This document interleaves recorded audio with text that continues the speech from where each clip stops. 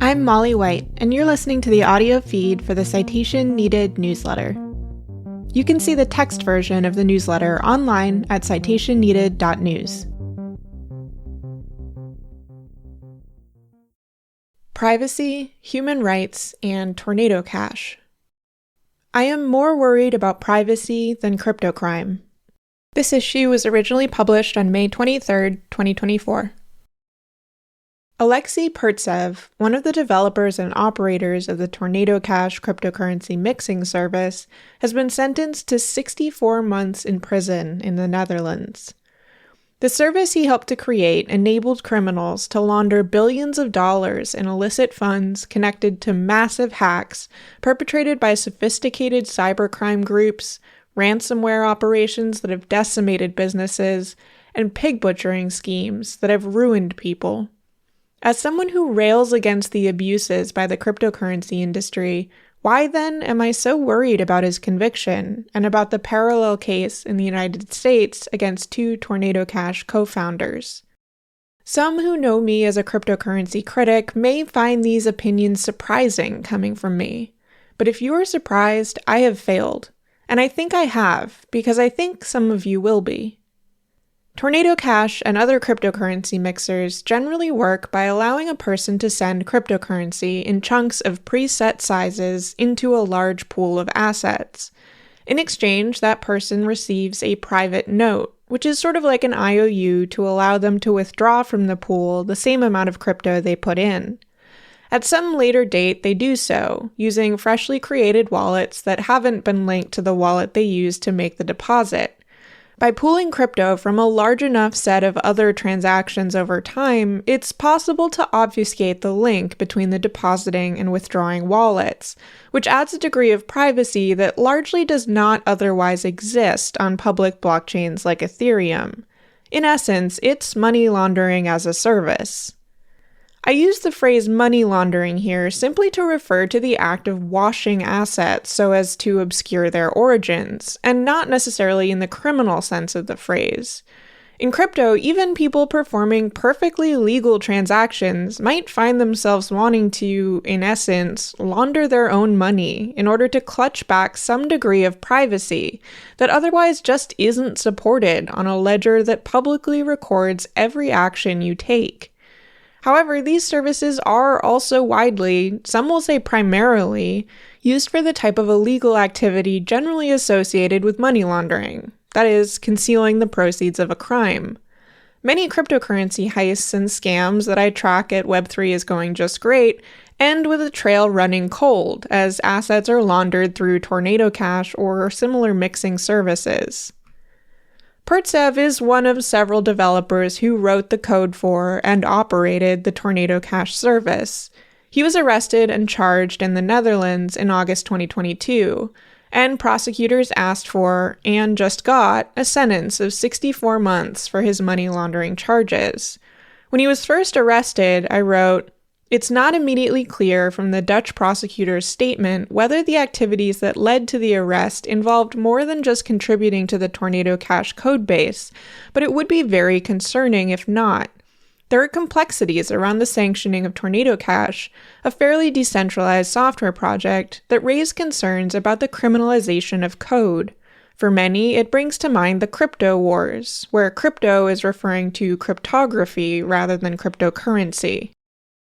It did eventually become apparent that his money laundering charge was at least in part related to his activities operating the cryptocurrency mixing service, not simply writing the code for it, which would be a more important distinction in the United States, where lower courts have in the past found that the act of writing code is protected speech.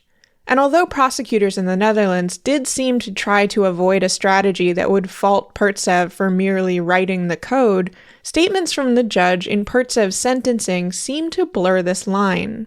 The judge wrote, "Tornado Cash functions in the way the defendant and his co-founders developed Tornado Cash, so the operation is completely their responsibility. If the defendant had wanted to have the possibility to take action against abuse, then he should have built it in, but he did not." Later, he wrote, Knowledge of the tool's illicit uses did not refrain the defendant from developing Tornado Cash and offering it to the public without restrictions, for example, by incorporating measures. On the contrary, until his arrest, he kept on developing Tornado Cash. Every next step enhanced the concealing effect and anonymity of the users. The defendant accepted the risk of the simple, unlimited, foreseeable, and evident use by criminals.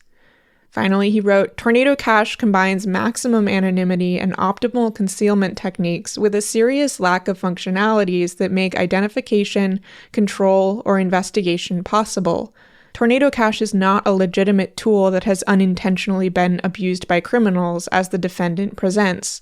Tornado Cash suits criminal use. Finding a person who wrote privacy-protecting software to be liable because it was later used by criminals is extremely concerning. Now, it is far more reasonable to me that the operators of money transmitting services would be the ones responsible for ensuring that their businesses are following relevant anti-money laundering laws that require know your customer identity verification, suspicious activity reporting, and other such safeguards. This broadly follows the logic that has been applied in other computer crime cases, where law enforcement will, say, prosecute people who unleash computer viruses, but not those who write the virus code. And it's been the law in financial services businesses for quite some time. However, even that gives me a significant pause. Privacy is a human right. If we go back to the crypto wars analogy, I firmly believe that people should have every right to write strong cryptographic code that allows them to, say, send an encrypted message to a friend. I also strongly believe that organizations need to be allowed to operate services that use such code, for example, Signal and its encrypted messaging, without being held liable for criminal activity that happens on their platforms. As with most things, there are pros and cons to such a thing existing. Just as these encryption algorithms allow me to protect my own benign and perfectly legal communications from outside snooping, from anyone ranging from my internet service provider to the provider of the messaging software I'm using, to some government agent who might be surveilling my activities, they also protect criminals who are sending, say, child sexual abuse material. When put this way, it might seem absurd. Shouldn't I be okay with someone snooping on the memes I send to my friend if it means that law enforcement can thwart horrific crimes? But there's a massive spectrum of activities, ranging from legal to illegal, moral to immoral, that must be considered. Here in the written version, I include a graph showing a spectrum of immoral to moral, illegal to legal, with activities ranging from sending a meme to a friend, gossip, helping someone get an abortion, coordinating humanitarian aid, whistleblowing classified information, all the way to bullying, hate speech, spam, phishing, revenge porn, sending death threats, and sharing CSAM. Furthermore, what is legal in one jurisdiction at one point in time may not be legal under another, or at some other point in time. What is morally right to some people may not be morally right to others. Some things that are illegal may also be morally right, and vice versa. There are people who have argued that companies that provide encryption software, be it encrypted messaging applications or software that encrypts your smartphone or hard drive, need to implement backdoors to such encryption that would allow law enforcement to compel a company to decrypt material as part of an investigation. Some activists and companies, notably Apple, have vehemently objected to these arguments, rightfully pointing out that any encryption algorithm with backdoors is inherently unsafe and insecure. So far, the encryption side has mostly won out, but these are battles that continue to rage to this day all over the world. And my opinion is firmly on the side of strong encryption, even though the same encryption algorithms that protect human rights can be and are used for evil. But as soon as money is involved, things are different in the eyes of the law. In the United States, financial privacy is much weaker, if it exists at all. Unless you heavily use cash, your detailed financial activities are known to your bank or other financial institution. And the government has fairly broad access to your financial activities as well. either with a warrant or through the types of proactive suspicious activity reporting that the government requires of these institutions. If you do opt to use cash to try to maintain some privacy, you're limited there also. Large cash transactions over $10,000 have to be reported. Attempts to structure transactions in such a way as to avoid that reporting requirement, such as by withdrawing $9,999 at a time, are also considered suspicious and must be reported. And even if you carefully squirrel away a large stockpile of cash over time, society has developed a broad sense of suspicion around such behavior. You're going to have a tough time convincing a person on the other end to accept cash for high-value transactions, for example. Go try to buy a house with a couple $100,000 in suitcases and let me know how it goes. Just don't get pulled over on your way there. Police routinely seize large quantities of cash under civil forfeiture procedures, solely because they assume someone carrying a lot of it must be involved in illicit activities, like narcotics trafficking. But as with messaging, it's easy to come up with a broad spectrum of legal and not so legal, moral and immoral reasons people might not want a government or other entities snooping on their finances. Here I include a graph, immoral to moral, illegal to legal, including activities like buying a snack, buying drugs, paying for an abortion, aiding refugees, providing humanitarian aid to people in sanctioned regions, purchasing goods from exploitative companies, tax avoidance, predatory lending, illegal campaign contributions, running a Ponzi scheme, and hiring a hitman. Unlike with encrypted messaging, the balancing act with money has generally gone the other way. Under the law, the benefits of enabling law-abiding citizens to privately move money around have generally not been seen to outweigh the potential costs of terrorist financing, organized crime, and the many other nasty things people do with money. As a result, although law enforcement may need to obtain a search warrant before a financial institution will turn over financial data, there are strong requirements that that data must be collected. This is very different from encryption. Firms are allowed to use end-to-end encryption for their users' data, even though it means they can't reveal that underlying data, even if law enforcement tries to compel it. This is something I've really struggled with, in large part because it all seems so arbitrary. I think people have a general right to privacy, and I do think that people ought to have financial privacy, certainly more than they have today. It's not that I don't see the potential harms of allowing potentially substantial amounts of money to move hands with no oversight, but the ability for law enforcement to peer in on ordinary citizens is also incredibly harmful. And I think the amounts that have been determined to constitute suspicious activity are arbitrary and far too low, and in a digital world, incredibly challenging to re-implement. In a perfect world, what is moral and what is legal would exactly align. Governments would always have the best interests of their citizens in mind, and law enforcement would only go after the bad guys, leaving the rest of us to go about our business in privacy. We don't live in a perfect world, and at least in the United States, we seem to have been rocketing farther and farther away from one. We are seeing more and more attacks on human rights, particularly against marginalized groups, including the recriminalization of abortion and related threats to reproductive health care, attacks on a person's access to gender-affirming care and on those who provide such care, and threats to immigrants and refugees. Strong privacy protections are essential for human rights. Back to cryptocurrency. Many of you know me for highlighting the scams and frauds in the cryptocurrency industry, and my related work to try to educate people about the risks associated with what I have come to view as an incredibly predatory industry. I have pushed for sensible regulation of the industry, mostly via the enforcement of existing securities regulations, which should require companies in the cryptocurrency sector to undergo audits and provide transparency and accountability to customers. But I have long repeated that I share many of the same ideals as some, particularly the more ideologically rather than business motivated, in the cryptocurrency world.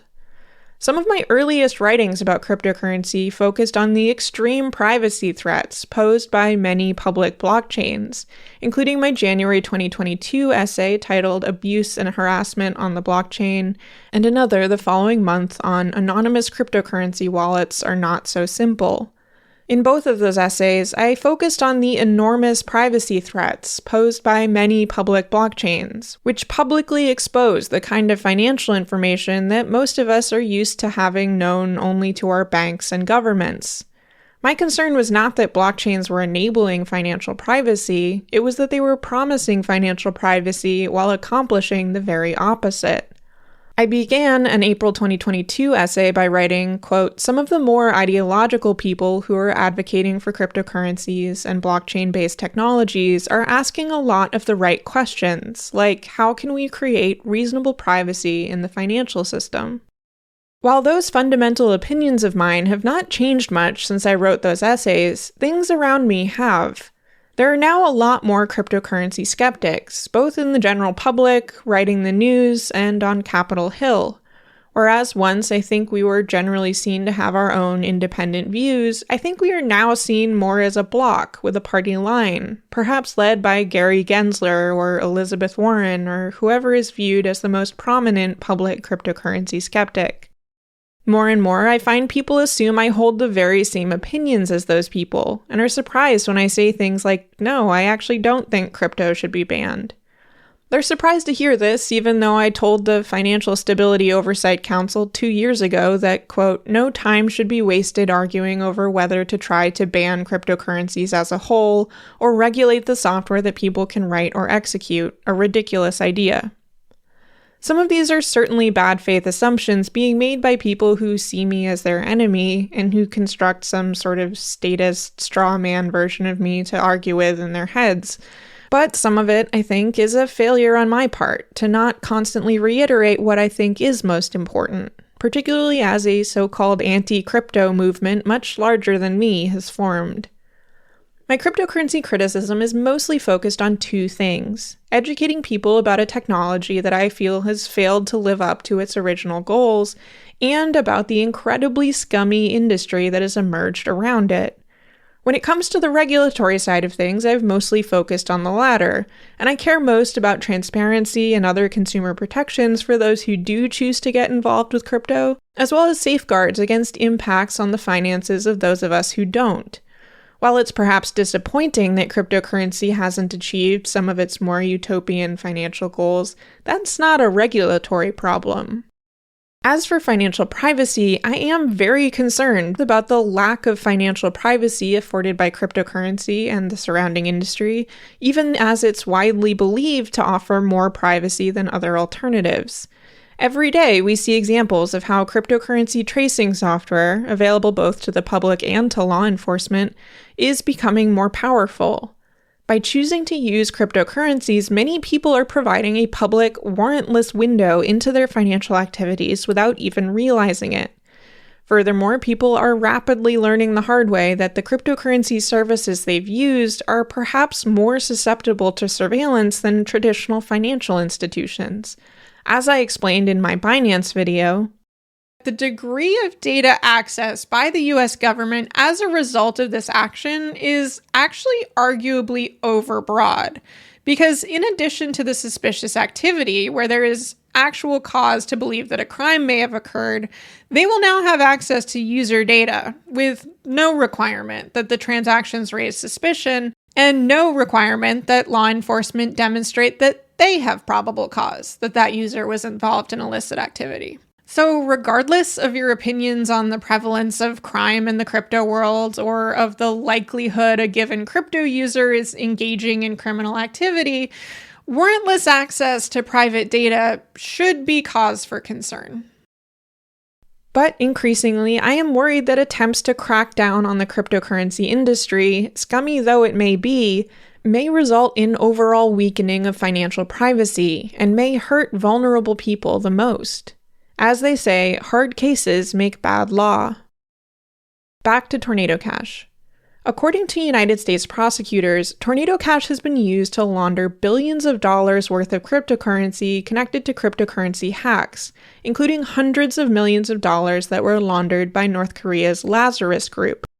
Prior to the criminal charges, the mixer was sanctioned by the Office of Foreign Assets Control in August 2022. There's no question whatsoever that it was heavily used by criminals to try to dodge both law enforcement and attempts by crypto companies alike to freeze stolen funds. Prosecutors in the US are going to be arguing that Tornado Cash founders Roman Storm and Roman Semenov not only wrote the software to help anonymize cryptocurrency transactions, but more importantly, ran and profited from the business.